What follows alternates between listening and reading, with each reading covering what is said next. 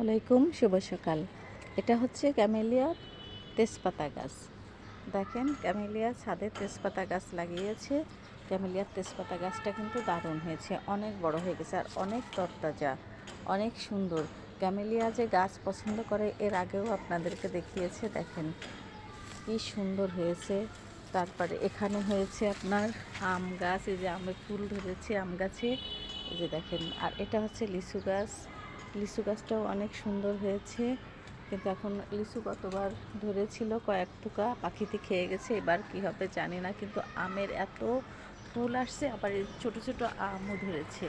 এটা অনেক মজার আম কিন্তু।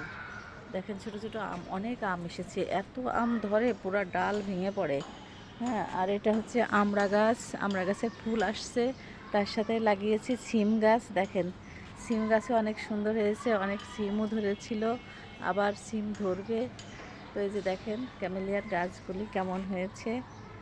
ক্যামেলিয়া কিন্তু গাছ লাগাতে পছন্দ করে।